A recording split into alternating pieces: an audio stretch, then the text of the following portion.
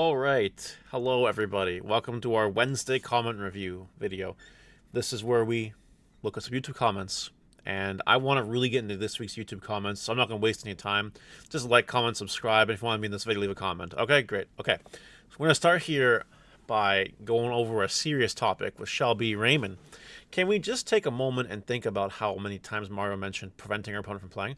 Is this really the way people want the game to go? Having 6 different decks in a meta matters not if people don't get to play the game. It frustrates me to see these types of interactions. I don't disagree that Ruin Mode is better, but that doesn't make it a healthy addition to the game. It's one of the few cards in the game I believe deserves to be banned. Someone says I agree, and someone else went in and talked about it. Okay, look. This is the way that Bandai's decide to make their game. You know, I get comments once in a while, I didn't include any in this video, that are like, you know, is Digimon really less skillful? Or, what skill has Digimon lost? Or whatever. Why is the game so easy? Is the game really that easy? And, like, it's cards like Ruin Mode that do make it easier. It doesn't take a genius to evolve, say, into Venusmon and then into Ruin Mode. You know, there's not a lot of brain cells involved in that. It also doesn't take a lot of brain cells to swing 5 checks of Ancient Grey and Blitz Omni for game. It doesn't take a lot of brain cells to do that. It also doesn't take a lot of brain cells to wipe out all your opponent's security with a Agudamon. But that's just the way that Bandai's decided to go. They decided to make cards that don't care about your opponent's anything. Room Mode doesn't care about your feelings. Agudamon doesn't care about your feelings. We're getting Susanomon Ace soon. That card most certainly doesn't care about your feelings. And others and others and others. It's just, the game of Digimon has been made to promote not healthy, not interactive gameplay.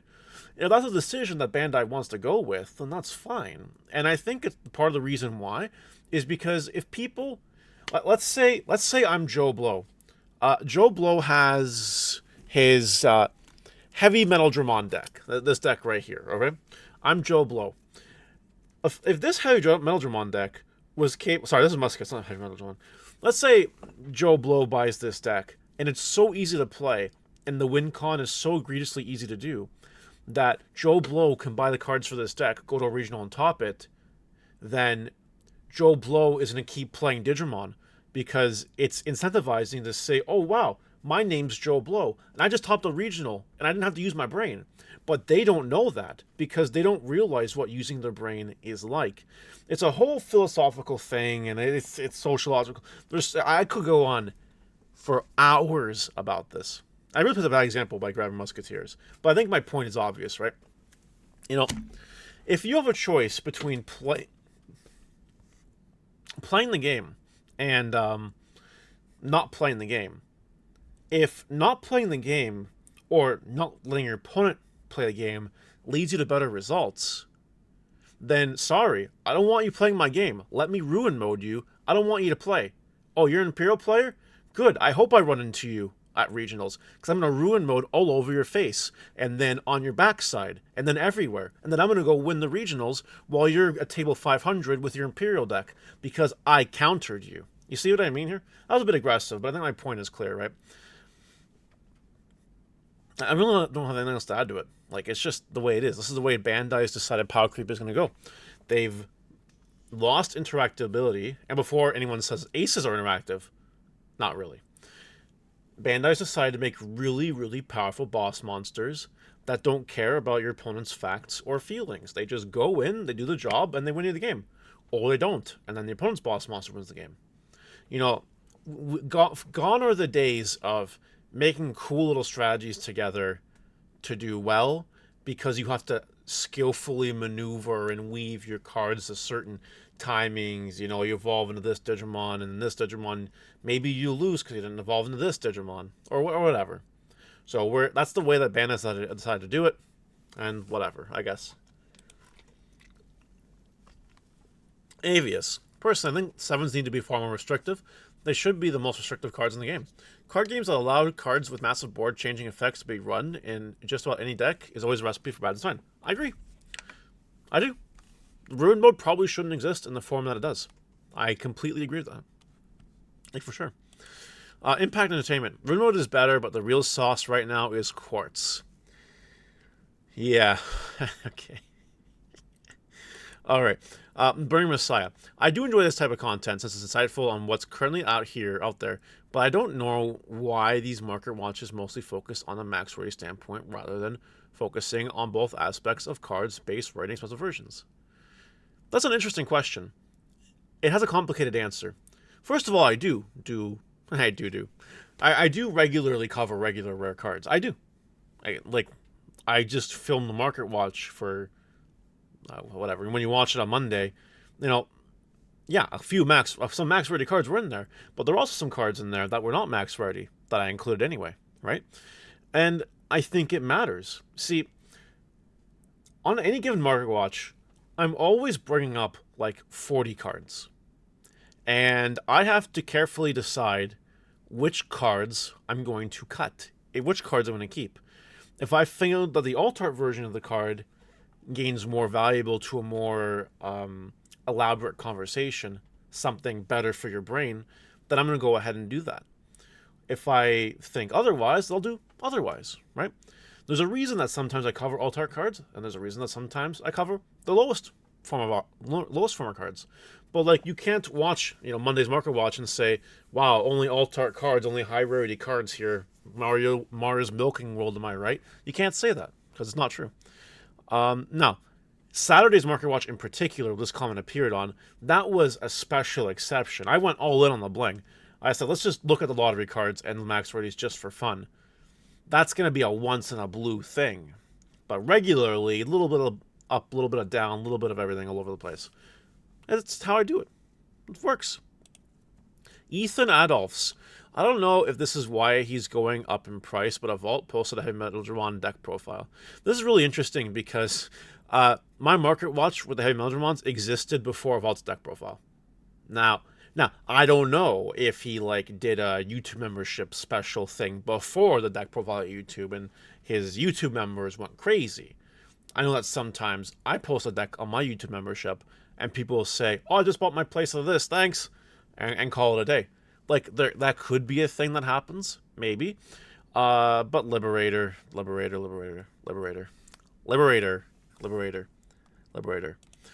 Cresty! Nice video. Like the approach to estimate the cost of top decks. Missed the alt art section for the deck, but seeing how much all the Loosemon Chaos Mode EX6, this deck, full files, how expensive it is. And I did cover the max rarity version at the end, but I was like saying, if you get past Lottery Gudamons, you're fine. and you know what I mean? Like, you gotta get willing and get past that first. And if you are, you are. I don't remember exactly what I said, but I did vaguely cover it. Arc Dragoon, you could substitute Shine Greymon Ruin Mode to Death X, but that's almost no better. Shout out to this guy, because this is the comment that made me finally make the video about what's better, Ruin Mode or Death X. And it might lead to future videos in a similar sense, so that's pretty cool. Kish, I might consider building the deck since I want to go after EX's Loosemon Chaos Mode goes down a little in price, and either substitute the Ruin Mode for 2 copies of Gudamon, 1 copy each of Loosemon Shadow Lord or Lava Mode. That's a really interesting comment. I don't know how I feel about that, but I definitely play Ruin Mode. I think Ruin Mode is just crazy not to play. Like, you should play it. Ismail Lenzaldua. I don't know. Yes, I come here to see the change in online prices. Never disappoints. Love to see it. What happened to Argomon? Everyone in the comment section wondering about Argomon. I'm just going to reply with, if you know, you know. And if you don't know, you should watch my Twitch. That's all I'm going to say. Rycaria. So the UK had a 3-week delay for EX07 as it is, and it was meant to arrive last week. Asmodee still hasn't delivered to my local store, and since no one in the UK is selling boxes on the card market, I assume no one's getting it in the UK yet, so yeah. This is like a 1-month delay now. Yeah, you guys are getting shafted, and I realize that, and it sucks, and I would not... If I lived in the UK or anywhere else, I would not be playing Digimon. I'm going to be real with you. If I had to deal with that nonsense, I just would not be playing the game. So, kudos on you for, like, sticking through it and all that, and everyone else watching this from areas of the world with delays happen all the time and are much worse than our 1-week delay that I complain about. You have really the patience to play this game in your area, and I envy that, because I don't have the patience. I really don't. Matt Zier. Interesting to hear you mention the kind of YouTubers you'd like to see, the ones with wins, which makes a lot of sense. Are there any smaller channels you'd love to like to shout out? I personally love Digired's videos, which are really positive and related. I don't know. Go check out Gaia Force Gaming. I don't know. I don't really know many YouTubers. This is crazy. I used to know all the time. You can check out Kyle D, but I don't know it's my right avatar if you want to do that. Blah, blah, blah, blah. Yeah, I don't really know. The point is, to the comment here, if there are content creators that have results, those are the ones I go to. I'll give you an example. When I'm on YouTube, I'm watching or listening to things that give me knowledge in the things that I'm interested in. Why would I listen to, fuckface over there who maybe doesn't know what he's talking about, as opposed to someone that has proven results? Like, I watch a lot of videos on investing and stock trading and all that, and like, there are channels that are better than other channels. People with a lot better track records. And those are the ones that I watch because they're better. And I've made a lot of money just watching those kind of videos, right? I think it applies the same way in Digimon. People should watch the people that have results. It's why it boggles my mind that some game commentary have people that don't play the game. It makes no sense except for the personality and who you know, blah, blah, blah, blah, blah, all the politics and all whatever. I get that. I understand it. It's fine. But, I think that you go where the knowledge is, and you go to where, people can talk the talk and walk the walk. That's why people still ask me for help all the time. They do. Because people know I'm a 2-time Digimon champion with, 14 other tops. Like, they know. Like, it doesn't matter. I've played in one event this year. I've had a slow year, but I topped it. People know that I know my shit, which is why people still turn to me for ideas. And the same thing goes for other people, too.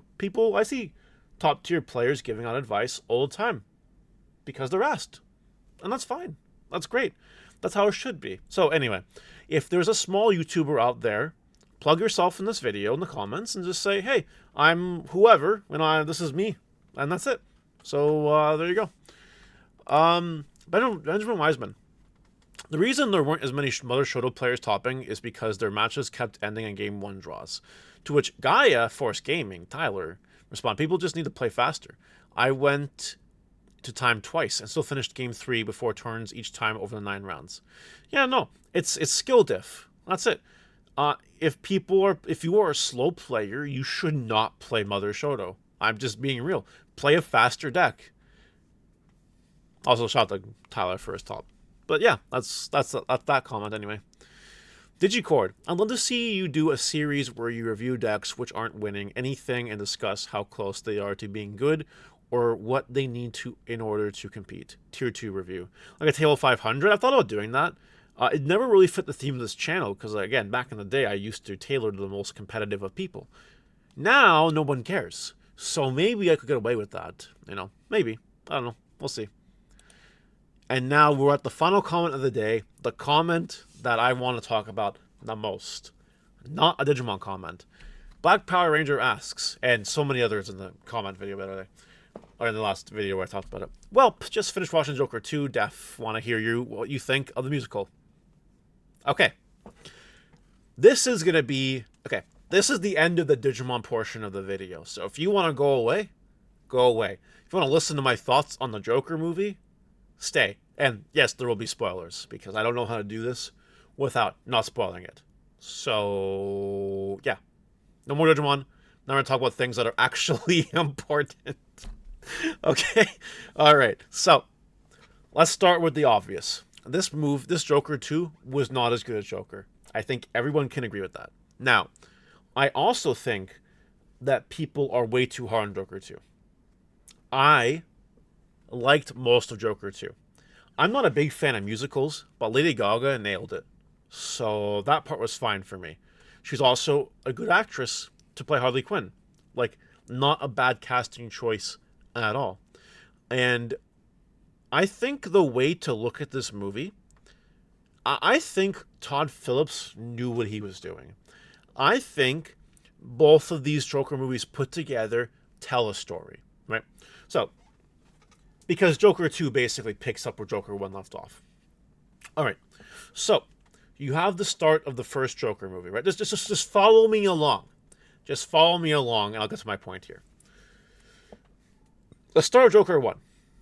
You see him being a clown, spinning around a sign. Some asshole bully steals his sign. He tries to get it back, and then he gets bamboozled by the bullies, gets beat up to shit, and all that. That's how the Joker movie starts, right?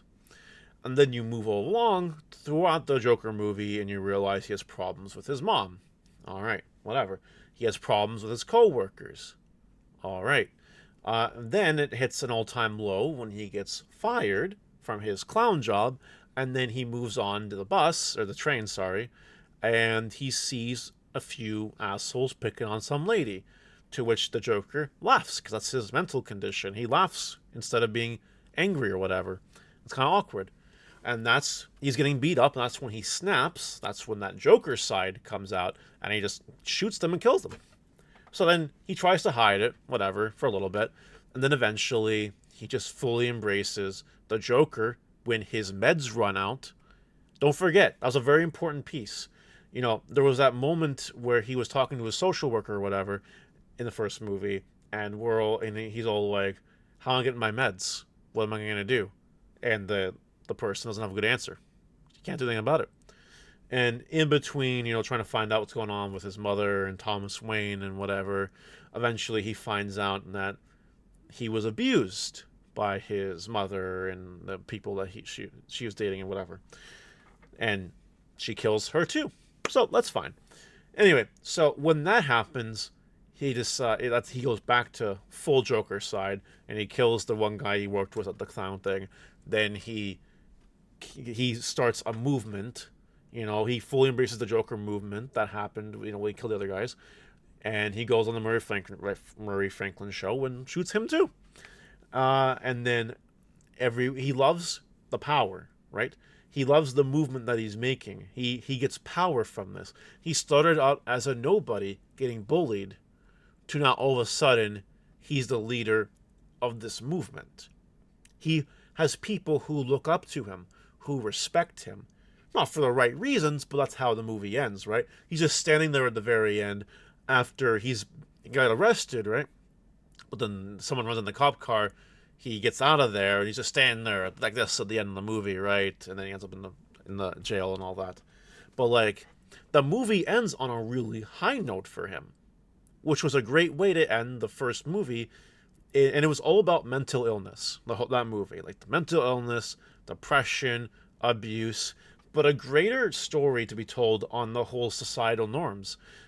If you're some nobody, society will fucking crush you. It will.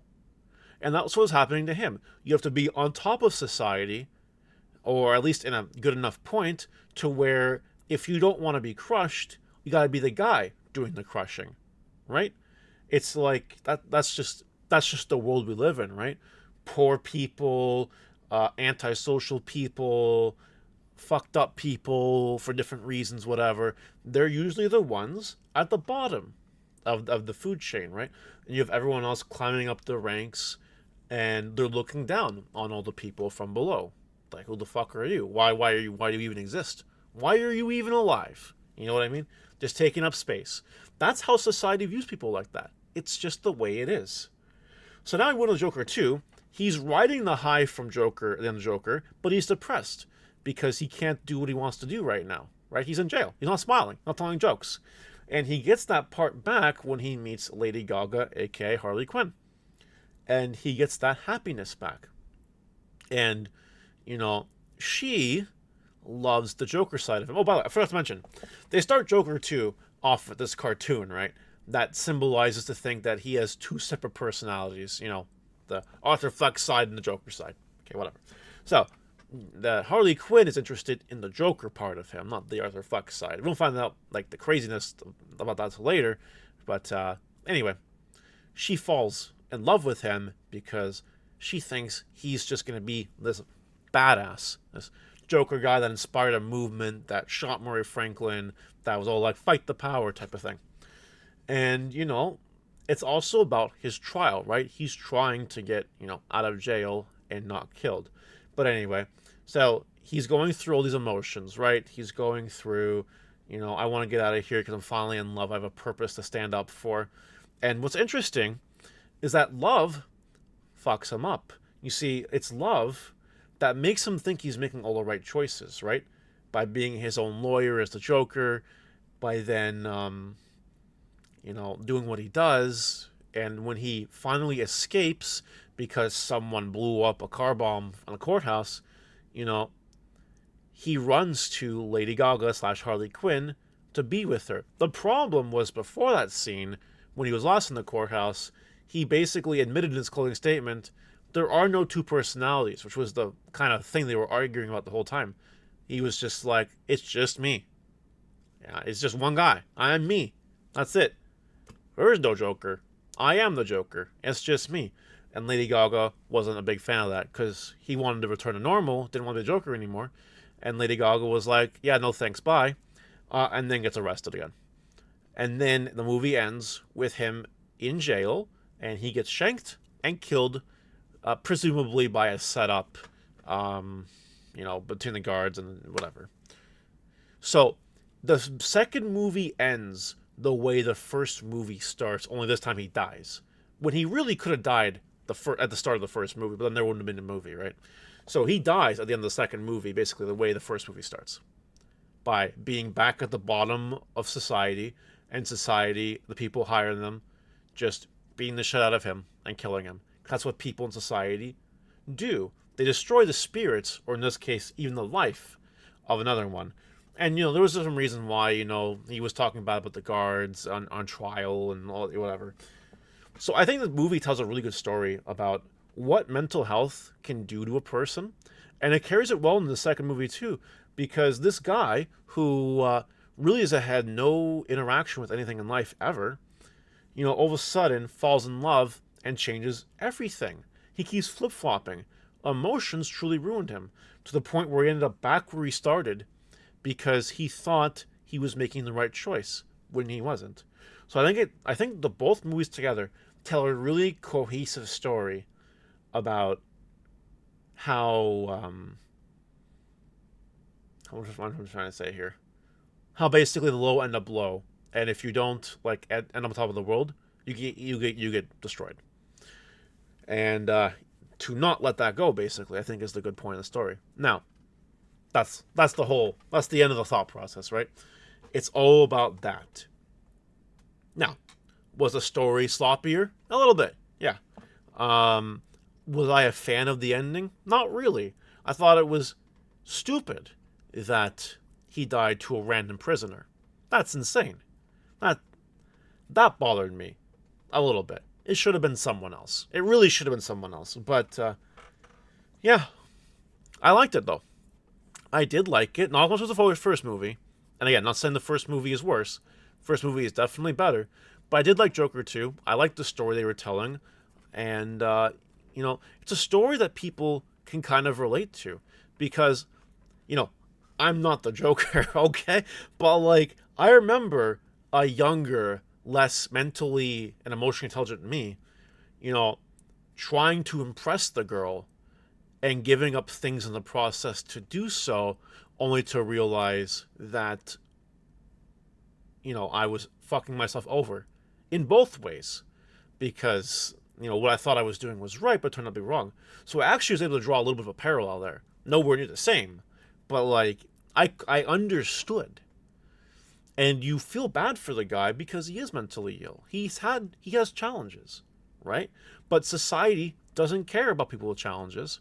They only care about the people that are on top. And if you don't put yourself on top, like he did at the end of the first movie, and throughout the second movie, he stayed up there a little bit, you will get destroyed. And if you let go of that power for even a minute, that could be enough to get usurped. And I think that was kind of the story was trying to go through multiple narratives, I think. this will be like the second story ended up being a love story on top of all that other stuff too. So maybe a little bit convoluted, whatever. But yeah, it was fine. Like, it was a good movie. I liked it. I would watch it again. But I'd watch the first movie way more. And I'm a little bit biased in the Lady Gaga sense because I really like Lady Gaga. Like, she does a fucking good job in that movie. Um, but if it wasn't Lady Gaga doing the musical part and it was like anyone else, I probably would have had a much lower opinion of the movie. So there's a little bit of bias there. But yeah, that's it for my movie review, and that's it for the comment review video. Let me know what you guys think in the comment section below, and I'll see you later. Bye.